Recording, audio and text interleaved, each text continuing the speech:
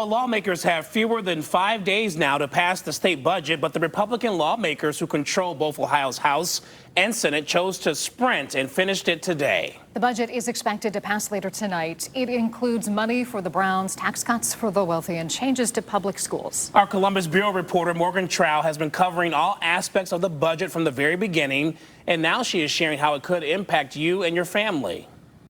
In the dead of night, Ohio's Republican leaders have approved a final budget bill, but there are still 2 more votes to send it to the governor. We're going to take care of all the major programs I think Ohioans expect us to do. But while you were sleeping, we were there, and we have the documents. But we only got the information less than an hour before the vote, same as the Democrats. I cannot tell the people of Ohio that their lives are going to be better off. The final proposal ranges from changes to taxes, education, social services, healthcare, and much more. Here's what you need to know. House Finance Chair Brian Stewart explains that the state is going to a 2.75% flat income tax, meaning the highest earners in the state, those making more than $100,000 a year, will no longer have to pay 3.5% in income taxes, taxing them at the same rate as people making less money. Making Ohio more competitive, more open for business. State data shows that the flat tax could cause a $1 billion loss to the General Revenue Fund. To make that up, the top Democrat on the Finance Committee, Bride Rose Sweeney, says cuts came to public education. We're underfunding our schools by at least $1 billion.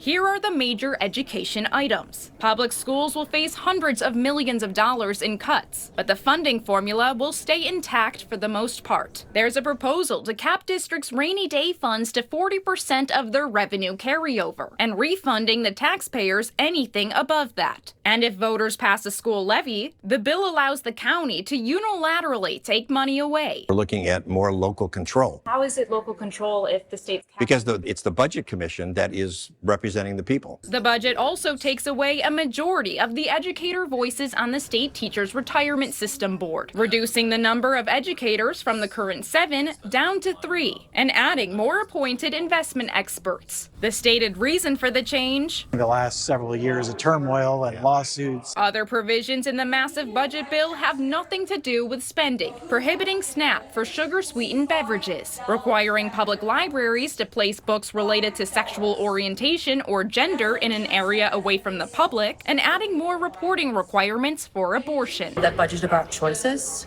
We were elected to make choices for the people of Ohio, and we believe that this budget is making the wrong choices. We will continue breaking down the massive budget bill, which is set to be passed Wednesday evening. At the Ohio State House, I'm Morgan Trow reporting.